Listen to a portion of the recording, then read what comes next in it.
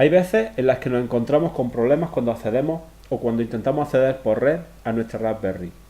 Por ejemplo, puede haber un problema de configuración o simplemente no está bien conectado el cable Ethernet o hay algún problema en el arranque.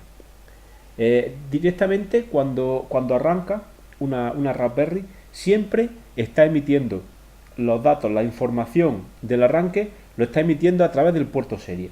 El puerto serie, como sabéis, está en los pines de extensión de este conector. Podemos acceder a toda la información del puerto serie.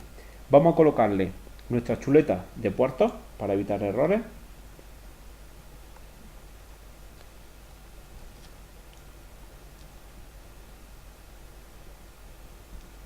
De esta forma nos garantizamos que no vamos a equivocarnos. Y ahora vamos a conectar al puerto serie, que veis que son los pines 14 y 15. Vamos a conectar directamente un dispositivo que nos va a permitir conectar con el puerto serie, de manera que veamos la salida de ese puerto serie. Nos va a facilitar información, o incluso podríamos hasta conectarnos de la misma forma que nos hemos conectado por un SSH. Podríamos conectarnos también utilizando un terminal. Para ello, lo único que necesitamos es un cable que tenga una conexión serie. Como los ordenadores de hoy en día casi ninguno tienen conectores serie, lo que se suele utilizar es un adaptador serie. Un adaptador serie es un dispositivo que tiene un USB y que internamente tiene un conversor a puerto serie. Si lo veis aquí, en esta etiqueta dice que tiene TTL 232. 232 al protocolo serie, el código del puerto serie, del protocolo serie. Entonces vamos a conectar estos tres pines, los vamos a conectar directamente a nuestra Raspberry. Tenemos que utilizar, en este caso, este cable en concreto, vamos a utilizar el cable, el negro es tierra, y el amarillo y el naranja se corresponden con RX y TX. Por tanto, vamos a utilizar X, o sea, el RX del cable lo conectamos con el TX de nuestra Raspberry, el TX con el RX, es decir, los tenemos que poner cruzados para que la comunicación se efectúe, y conectaremos también el cable de tierra. Como hemos dicho, son los pines 13, 14 y 15.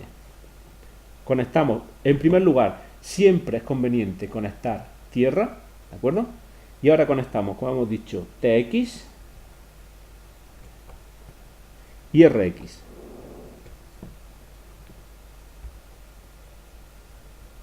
Ahora conectaremos el USB.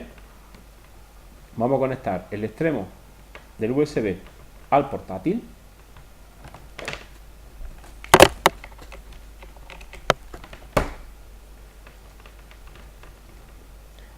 Y vamos a abrir una consola serie en el PC.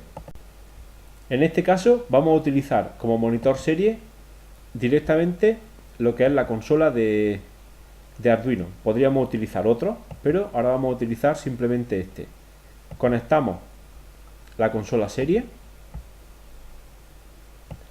a la que tenemos que configurar el puerto USB al que estamos conectados, que eso en el momento que conectemos nuestro dispositivo serie nos lo dice, y la velocidad. Y es importante que la velocidad la configuremos en 115.200, que es la velocidad a la que funciona el puerto de Raspberry por defecto. Sin más que pulsar Enter, vemos cómo directamente nos aparece aquí una consola igual que la de las conexiones remotas, es decir, podríamos conectarnos directamente desde aquí. Es importante que tengamos configurado el envío automático de retorno de carro. Habitualmente casi todos los terminales lo tienen.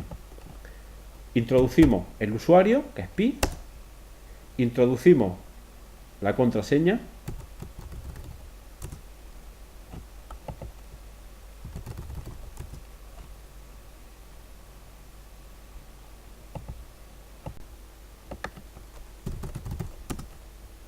y vemos como directamente hemos entrado y tenemos un login con toda la información. Esta conexión es idéntica si fuera una conexión remota y la vamos a tener siempre disponible, es decir, no necesitamos ninguna complicación.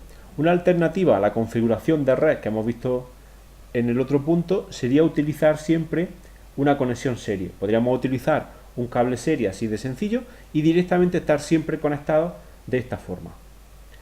el problema es que la velocidad que podamos conseguir por este método es bastante más baja que la que podamos conseguir por el otro. Por este método conseguimos una velocidad efectiva del orden de los 12K por segundo, mientras que con la tarjeta de Ethernet estaríamos hablando de cerca del mega por segundo. Vamos a ver, vamos a hacer un reset. Vamos a resetear. Desde aquí tenemos acceso a todos los comandos de nuestra Raspberry y vamos a hacer un reset. Vamos a utilizar el comando reboot. Lo he escrito mal.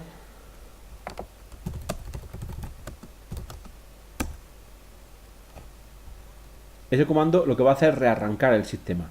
¿Veis cómo van apareciendo? Este sería el arranque inicial, que normalmente nunca vemos, porque hasta que no está arrancada completamente la máquina no podemos conectarnos. De esta forma, si tuviéramos algún problema en el arranque, lo veríamos aquí. Aquí vemos cómo se van detectando todos los dispositivos y, por ejemplo, estamos viendo cómo se activan lo que son los distintos drivers que están utilizándose en el kernel, y que veremos más adelante. Veremos que estos drivers se necesitan para hacer algunos tipos de cosas. Por ejemplo, se ha registrado la conexión Ethernet, se ha registrado el acceso a ficheros ETX4, que es el que he utilizado yo en la tarjeta, y se ha utilizado el I2C.